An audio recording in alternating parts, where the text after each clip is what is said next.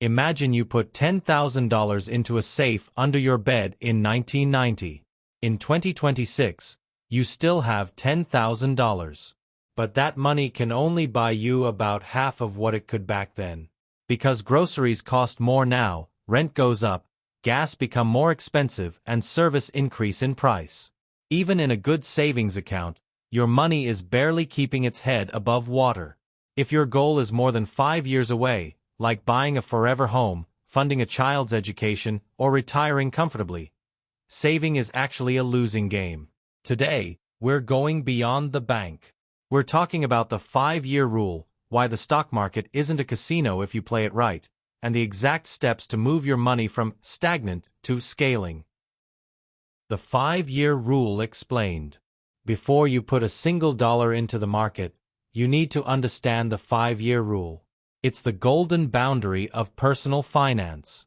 The stock market is a volatile beast in the short term. It goes up, it crashes, it sideways trades. If you need your money in 18 months for a wedding, the stock market is a dangerous place. You don't want to be forced to sell your stocks during a market dip just to pay a caterer. That's why short-term money stays in your high-yield savings account. But when we look at 5, 10, or 20-year windows, the math changes. Historically, the U.S. stock market has a positive return over almost every 10-year period in history.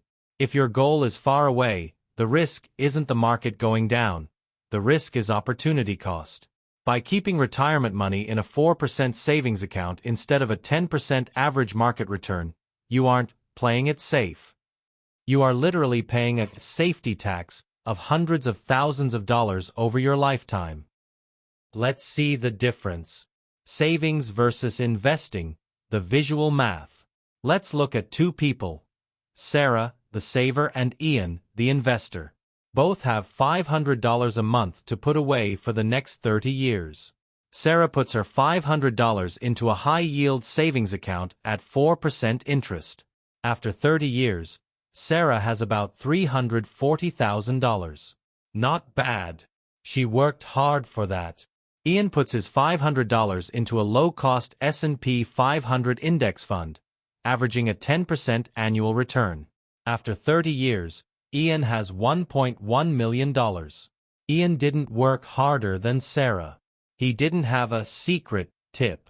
He just understood that a savings account is a waiting room, but the stock market is a wealth engine.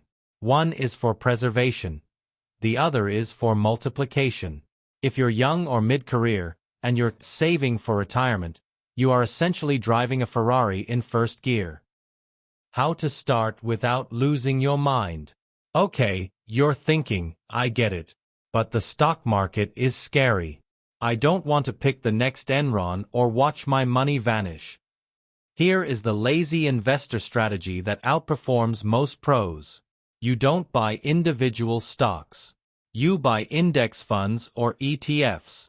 Think of an index fund like a sampler platter of the entire economy. When you buy an S&P 500 index fund, you are buying a tiny piece of Apple, Amazon, Tesla, and 497 other top companies. If one company fails, the other 499 carry the weight. Step 1. The foundation. Never invest money you might need next month. Keep that emergency fund we talked about in the last video in your savings account first. Step 2. The tax-advantaged buckets. Before you open a regular brokerage account, use the gift accounts the government gives you. In the U.S., that's your 401k or your Roth IRA. These allow your money to grow without the taxman taking a bite out of your gains every year. Step 3. Dollar cost averaging. Don't try to time the market. Don't wait for a crash to buy. Set up an automatic transfer to buy your index funds every single month, whether the market is up or down. The psychology of the long game. The hardest part of moving money from a savings account to the market isn't the math. It's the psychology. In a savings account, your balance only goes up. It's comforting. In the stock market, your $10,000 might be $9,000 tomorrow morning.